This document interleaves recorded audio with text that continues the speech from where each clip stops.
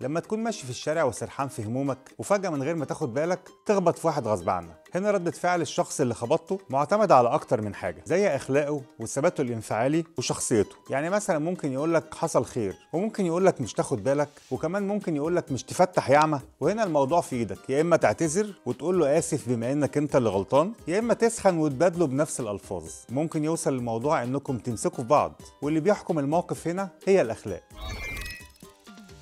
وبمناسبة الأخلاق هتلاقي في السواقة نفس الموضوع، مجموعة بني آدمين ماشيين في الشارع بس جوه حتة حديدة بنسميها العربية، ولما تاخد عربيتك وتطلع على الطريق بتبدأ حرب الشوارع، وبتدخل غصب عنك في التحدي الأعظم، مين هيسبق التاني ومين هيقفل على مين. وهتلاقي الموضوع اتحول لحلبة مصارعة، استعراض الكلاكسات ومهارات القفز قدام بعض، وتحس ان في عفريت لبسك، واي حاجة كنت بتنتقدها فيهم هتلاقي نفسك بقت تعملها عادي، وهتبقى حلال ليك وحرام عليهم. الفكرة هنا ان كل واحد ماشي بوجهة نظره الشخصية وملوش دعوة بالتاني، من مبدأ انا دايما صح واللي قدامي دايما غلط، وطبعا كل واحد على حسب شخصيته.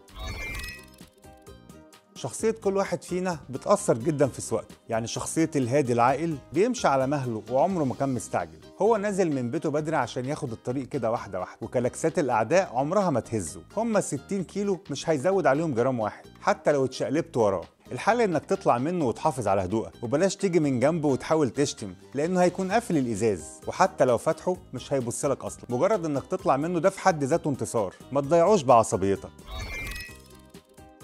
الأهوج، وده تعرفه لما تلاقي حد عدى من جنبك بسرعة وخبط لك المراية، وهتلاقيه بيدور على أضيق حتة ويدخل فيها، وشوية شمال وشوية يمين، تحس كده إنه مش مستريح، قلقان كده ما تعرفش ليه، ولو جاي في وشك ممكن عادي يخبط فيك عشان يفادي حفرة أو مطب. المهم خد بالك عشان دايما هيفاجئك، لأنه مش دارس أبعاد عربيته كويس، وغالبا هيكون عنده سكوتر أو فيسبا وبيختلط عليه الأمر بحكم العادة.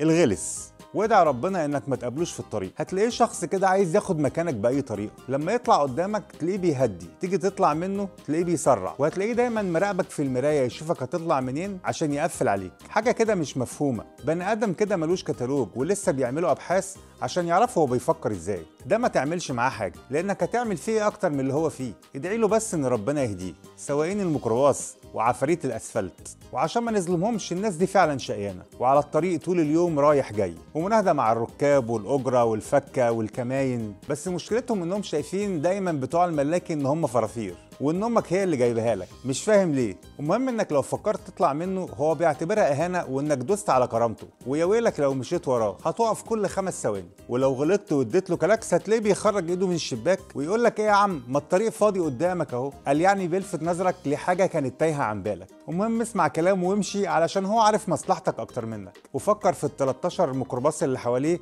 اللي هم اصحابه وقرايبه.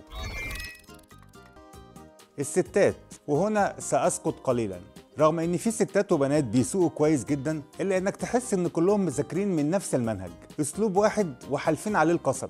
يعني هتلاقيها ماشيه على مهلها وبالراحه خالص، بس عادي مش دي المشكله. المشكله انها دايما تمشي ما بين حارتين، تقريبا هي فاكره انها لازم تمشي على الخط الابيض اللي مرسوم على الاسفلت مش جوه الحاره بتاعتها، فبتطلع حارتين بره الخدمه، وبعدين ما بتديش اي اشارات، لا اشاره يمين ولا اشاره شمال ولا حتى انتظار ولا اي حاجه. المفروض انك تستنتج لوحدك هي ناويه تعمل ايه، ولو ربنا كرمك وقدرت تطلع منها فهتلاقيها بتعمل حاجه من الثلاثه، يا بتتكلم في الموبايل، يا اما باصه في المرايه، يا بتدور على حاجه وقعت منها في الدواسه. المهم انها تعمل اي حاجه غير انها تركز في الطريق. عشان كده تلاقيها اشطر واحده تاكل مطبات، تديها كلاكس مش سامعه، تقلب لها نور مش شايفه، هي مش بتستجيب لاي عوامل خارجيه. ونصيحه، حاول ما تمشيش لا وراها ولا قدامها ولا جنبها. اقول لك اركن على جنب لحد ما تعدي، وبعد كده كمل طريقك انت بسلام.